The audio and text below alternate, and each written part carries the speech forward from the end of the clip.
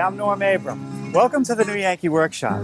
Today we're going to build a Queen Anne table. The idea came from Jeff Jenkins, who owns Leonard's Antiques in Seekonk, Massachusetts. Now when he sees an antique he likes and he thinks you'll like it, he'll reproduce it. We'll show you that table next, right here in the new Yankee Workshop. Well, years ago I made a candle stand. It was a shaker piece, a nice turned column, familiar with that, three legs. Very popular project, but what I'm thinking is maybe enlarging it a bit, making it bigger. Well, there's a big candle stand. How about that one? Wow, this is pretty elegant. Nice turned column. Great form there. Yeah, beautifully shaped legs. Dish top, actually, on this one. See, harder to find with a dish top. Yeah, there's a little rim around the edge. Pretty difficult to make. That's all hand carved. Well, it's still small. You know, I'm thinking of something that would be for 4 or 5 people. They could put it in the dining room or maybe in the living room. There's a little bigger one. I think I've got a tripod table down here. Same period as we just looked at right here. Wow, this is nice. What is this, cherry? Cherry, yeah. New England, 1760. It's all original. Support system for the tabletop. Beautifully turned column. And again, nicely shaped legs like the one we just saw. Very functional table. Too bad they don't make these bigger. Bigger, and the original ones are a couple inches too low. So what I did recently is made a copy of one that's the right height, maybe even more suitable for what you're thinking about. I'd like to see that. It's right down the road here. Come on over here, Norm. This is a reproduction side of the business. So in addition to going around the world and finding antiques that you can sell, you actually make reproductions of some of the pieces. Right. They're only one of a kind in the antique business, so I sometimes copy what I consider the best. That's where we are now. And actually, this is the table, my version of the table we looked at next door. And you have 4 chairs around it now. It's easily handling that. That's nice right. Tiger maple. Beautiful featured wood. Can we tip it down and Sure. see the underside? Yeah. Boy, that's a rugged table. Nice and heavy support system, a beautiful turning. And these legs. They're very elegant, but, you know, they're strong. And I guess the key to making them strong is right in this area here. That's right. The old ones, if they broke at all, it would be here. Right, so I want to make sure that the grain runs Grain's got to be going the right way. parallel right there. Most of these would have been found in either cherry, tiger maple, or mahogany. And not a leg that you would want to make out of a softwood, certainly. Not that would hold up for too long, I don't think. You know, one of the tests for a table that I like to do is to sit at it and make sure my legs fit under it easily and that it feels just about right. The beauty of this table, no aprons needed because of its design. Yeah, So plenty of no matter how clearance. big your legs are, you're fine. Well, I think you found the right table. Now, I think I might shrink it a little bit, but thanks a lot. Do you think? I'll take a few measurements. Okay.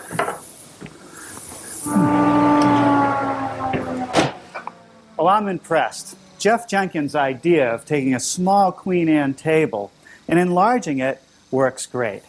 He maintains the elegance by using this Queen Anne leg. Very classic, very graceful. By making it taller and larger, it'll easily seat 4 for dinner. And it's strong. Now, the one we saw at Leonard's was made out of tiger maple and 54 inches in diameter. Ours is made out of cherry and 48 inches in diameter. And I think this will fit in just about any interior setting. Let me slide this out of the way and show you what I want to get started on. I want to glue up the top, but before I can glue it up, I have to do a little prep work. I've selected all the boards that I want and tried to keep colors similar, although that can be tough with cherry. I want to make sure that all the joints are nice and tight. You can see this one is open about 1/16 of an inch. The easiest way to take care of that is to head over to the joiner. Now, before I use any power tools, let's talk about shop safety. Be sure to read, understand, and follow all the safety rules that come with your power tools. Knowing how to use your power tools properly will greatly reduce the risk of personal injury. And remember this, there is no more important safety rule than to wear these safety glasses. A couple passes will straighten it out.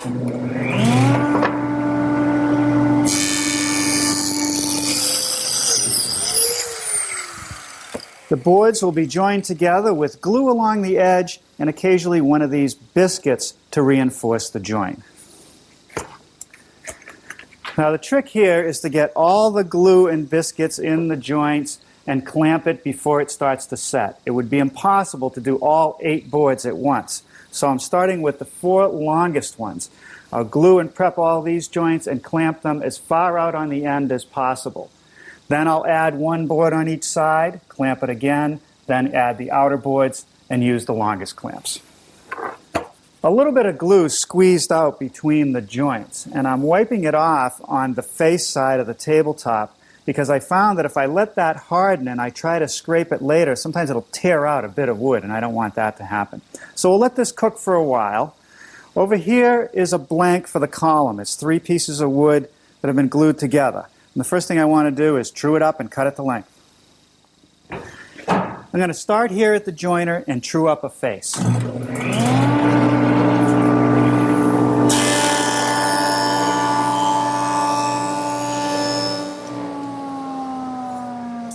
Okay, now I can take that face, put it up against my fence, which is 90 degrees to the table, and treat this edge so that they'll be square to one another.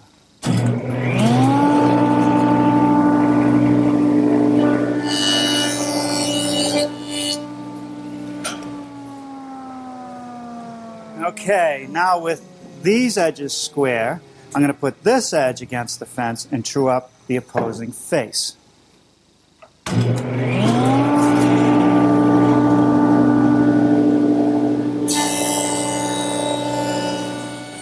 I'm going to take the 4th side off here at the table.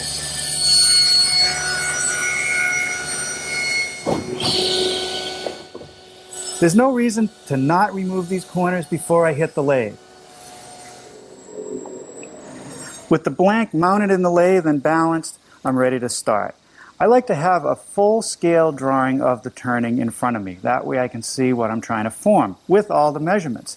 But before I do any of the fine work, I want to make the blank round using a roughing guide. 18 1/4. Those are all my height marks. Now to get those to go all the way around, I just bring my pencil up, turn the lathe on real slow.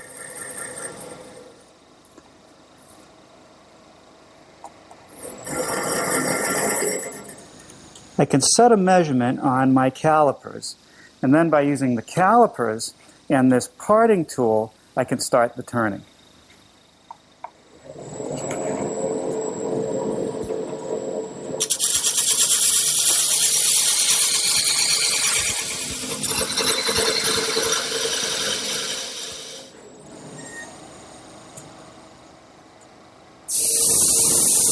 It's easy to sand a fine finish on the turning while it's in the lathe. Let's take another look at the prototype. I didn't glue the legs so I could pull them out and show you how they come together. There's a flat spot at each leg location, 2 inches wide, which is a little bit wider than the leg.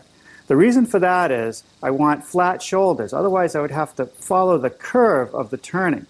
There's a socket cut in the form of a dovetail in the turning, which receives this dovetail-shaped tenon. Just slides in there and it'll get glued later. There are 3 legs, 120 degrees apart. We'll lay them out and we'll make the flat spot. All right, here at the lathe, I've built a jig, which is actually a platform on which I can ride a router. Now, the router is set up with a straight cutting bit and a collar. The collar will ride around this cutout and it'll make that 2-inch flat spot that I'm looking for. Now, there's a little bit to clean up right here where the turning steps down, and that's best done with a chisel.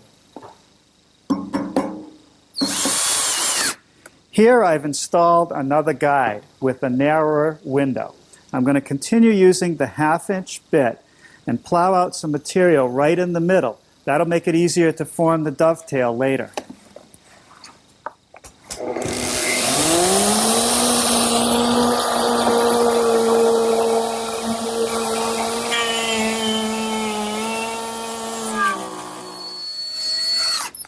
Now I've replaced the template from the last step with one that's a little bit wider. I've switched over to a dovetailing bit. A couple passes on each side should form that dovetail. Here's a cardboard template of the leg. I'm orienting it on this blank so that I get straight grain across this narrowest place, which will be the weakest. This piece of plywood represents the tenon, so I'm just going to draw a line at that angle. Over here there's a piece that I've already done that to. I've adjusted the miter gauge and I'm going to trim it off.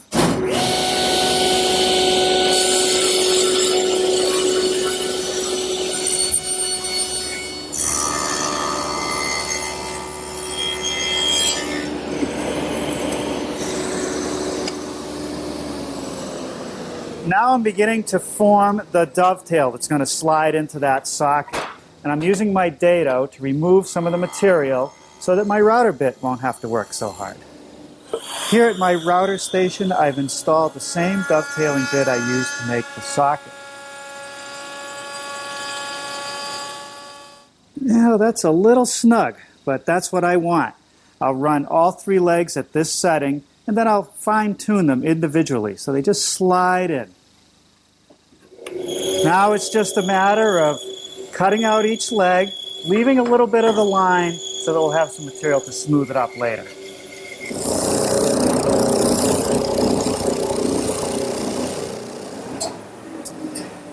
So after a few minutes at the drum sander, I've got the surface nice and smooth. Now I'm going to take another poster board template and set it on the top edge of the leg because it actually tapers in a bit down here at the bottom. It gets narrower. So I'll just rough mark that. And I also put a pencil mark on the underside right here. I want to clip off these corners. It's back to the bandsaw.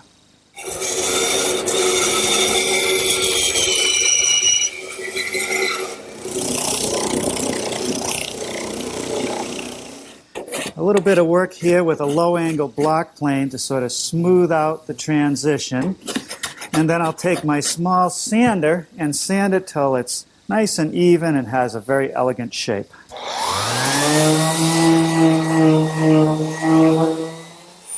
Now with a 3/4 inch radius roundover bit, I can ease these edges. Well, now it's just a matter of sanding and sanding until everything is smooth.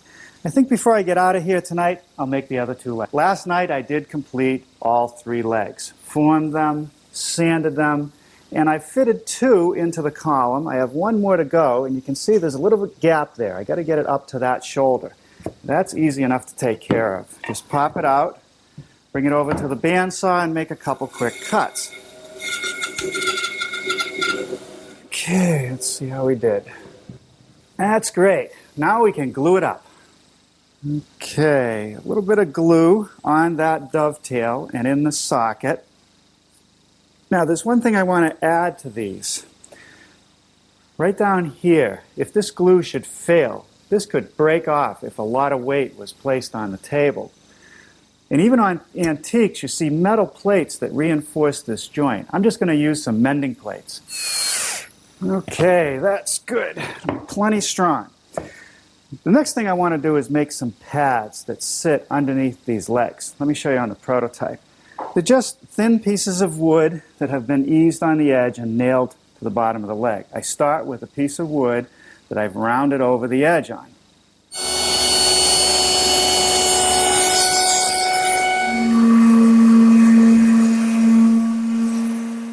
These little pads elevate the leg a bit and give it another feature line. Now later, we'll add some felt to it to protect the floor. Let's take a look at the underside of this table. There's a superstructure that connects the column to the tabletop. It's a couple cleats that are connected by this heavy wooden block.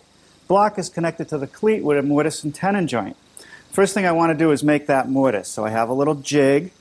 I'm using a 5/8 collar and a 3/8 inch router bit, and I'll just route it out.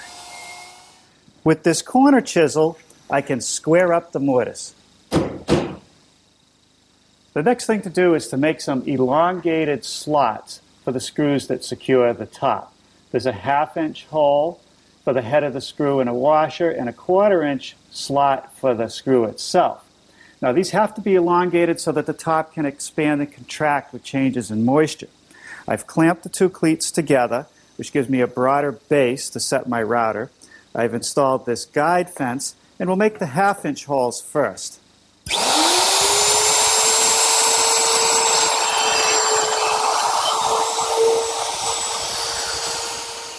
Now I've switched to a 1/4 inch bit, flipped the cleats over to complete the slots.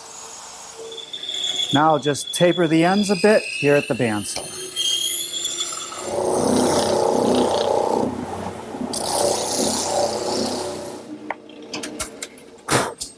I've just pre-drilled 3 holes with counterbores which will be for screws to secure this cleat to that big heavy block. Using a portion of a 1/4-inch radius bit, I'm just knocking off the sharp corner.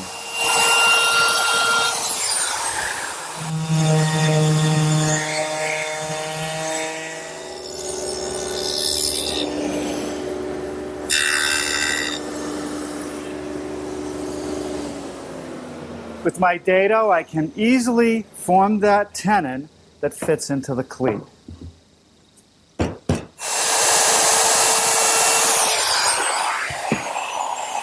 Okay, a 1/4-inch bit knocks off those corners. Now I'm going to drill a 2-inch hole right in the middle to attach it to the column.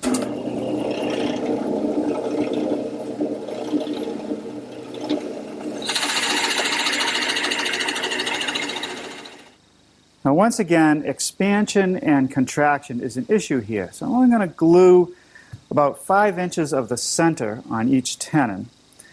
And I'll pre-drill for the screws and secure it.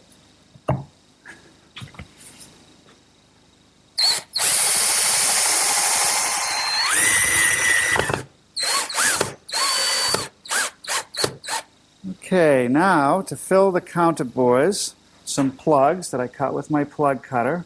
Now after it sets for a while and is dry, I take this little trim saw, cut it off, and the final step will be to sand it smooth.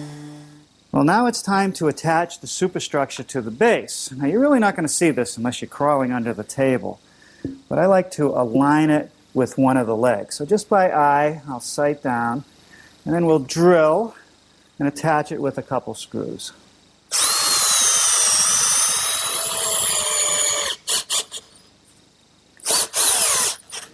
All right, now that is sturdy. And with these modern glues, I expect this to last many, many years. Well, now the trick is going to be to take this blank and cut a perfect circle. And that's not difficult if you have a jig for your bandsaw. It's made up of a platform and a leg. And there's a slot right down the middle that aligns with the edge of the saw blade. This bolt can be moved back and forth to whatever radius I want. In this case, I put my tape up against the blade and I came out 23 15/16. Now, in order to cut the piece, I need a hole on the underside. So I've taken the blank, and along this length I have 49 inches, so I've divided it in half, 24 1/2. And then I have to pick one edge and measure from the edge to a radius point that's equal to the distance between the blade and the pin. And that, again, is 23 15/16. So now I can take this 1/4-inch brad point bit and drill in about a 1/2 inch. Now the trick is to get it on the bandsaw. Remember, I measured from this edge. So that's the side that has to just kiss the saw blade. And then I got to find that hole and get it over the pin. Sometimes that can be a challenge. There it is, not bad. And I want to make sure it's secure. Hold it down as I slowly spin it around.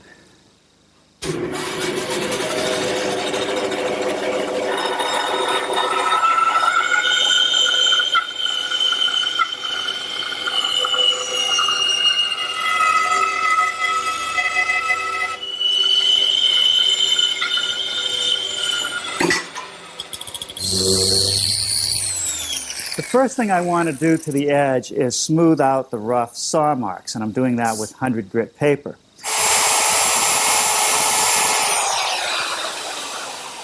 Now for the edge of our top, I don't want a half round. I'm just using a portion of a 1/2 inch bit to just ease the top and bottom edge. Okay, now it's a matter of sanding and sanding and sanding. I'm going to start with 120 grit and work my way to 150 on the back side, but on the top side I'm going to go all the way down to 220. It'll take a while. Now I'm ready to secure the base to the top, so I've centered it. I'm using some 2-inch screws with a washer, and I want to center it in the slot. And I've checked very carefully to make sure that these screws are not going to puncture the top. That would be a catastrophic event.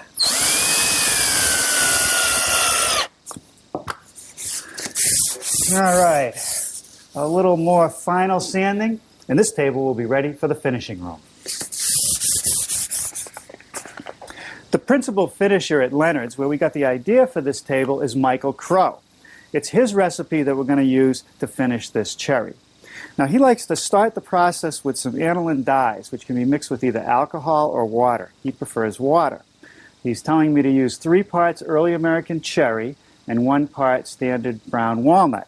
So we've mixed a bit of that up here, and that's ready to go. We did a test on a scrap of wood. This was a pretty molted piece, but you can see it's a nice brown color. Our fear is that if we were to try to put oil on this piece, that you'd never be able to blend the texture from board to board. And more critically, you'd never be able to cover this sapwood. If you put oil on this, this will be brown, this will be white, this will be brown. This process, hopefully, is going to blend it all together. I hope you're right, Michael. So I'll just use a foam brush and lay it on.